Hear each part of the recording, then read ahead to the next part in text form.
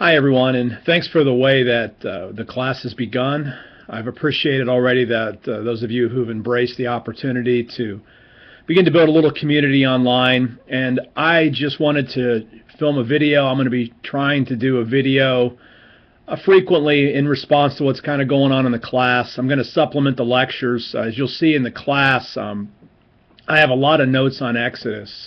For those of you who don't know, I did my doctoral dissertation on Exodus chapter 15 and spent a lot of time working through the book of Exodus. I wrote the commentary on in the Wesley Study Bible on Exodus. I have two contracts on other things on Exodus that will be coming out, so it's really one of my favorite books. But one of the things that's already come out in our initial discussion when I talk about fears, this is a common one, is the fear of Hebrew. And I just want to take a couple minutes to talk about that. And fear can be paralyzing, but it can also be addictive. And what I mean by that is sometimes I think we make ourselves feel better by letting everyone else know how much we're afraid of something, and that makes us feel better about it. Now, again, do I want you to be afraid of Hebrew? Of course not. But here's what I want you to not to think about. I want you to think about all the people that you're going to be serving in ministry, that you're going to be preaching, teaching, reflecting. You're reading the scriptures, and the key to getting through Hebrew is to recognize how helpful it's going to be. And I'm going to post some articles. Actually, Module 2 is only on Hebrew, that we're going to be doing enough assignments, and we'll get enough work that you'll get up to speed. But you have to decide yourself that you want to be as good at Hebrew as you can be. You want to make sure you try to learn something every week, whether you forgot it or not. Again, that's not an excuse. I mean, I wouldn't brag that I forgot all the Hebrew I learned, because that's not a good thing. Okay? Now, I understand it, and we're not going to punish anybody, but wherever you are, I want you to focus on getting better from there without fear. Now, when we talk about fear, what are we talking about? It's usually we're feared because we're embarrassed.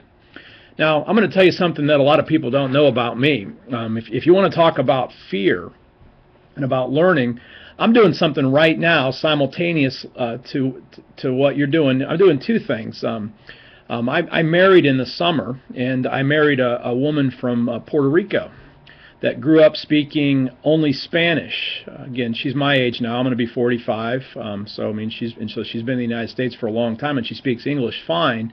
But I live in a predominantly Spanish-speaking part of Orlando now, and so I need to know Spanish. So right now, while you're trying to work through Hebrew, I'm learning Espanol.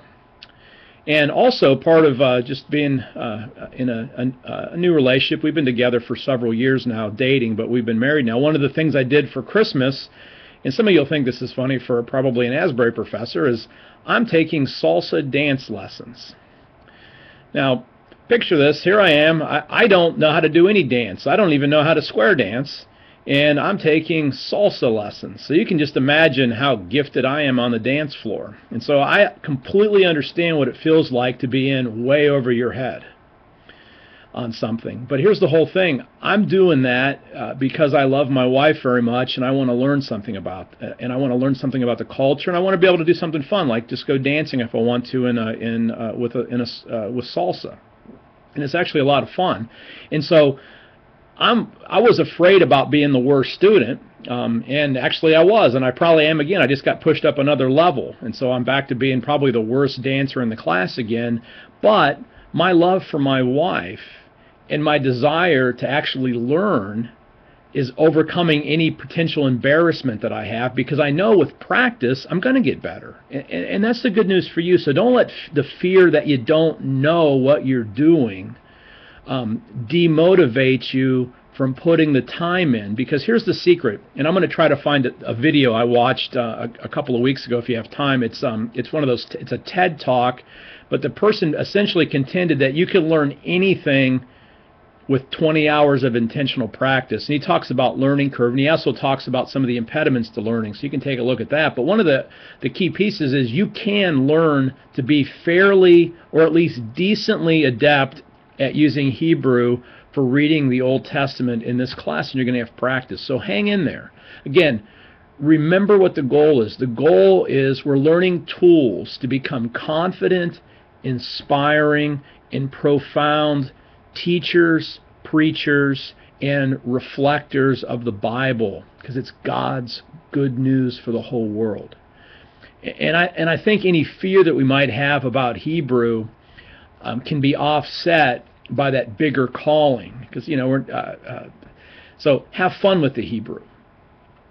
And again, if you have any questions, I'm going to be available. I have Jeremiah monitors online. I'm available. You'll see that I've already been. I try to check in the classes at least every day if I can, and I'm trying to monitor for key things. So if you have trouble, all you have to do is ask questions, and this is an opportunity for you to push forward and learn.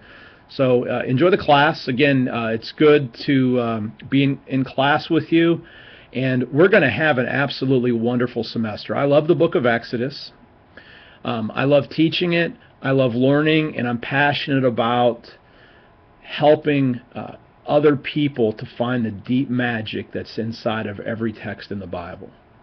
So God bless you, and I will see you online.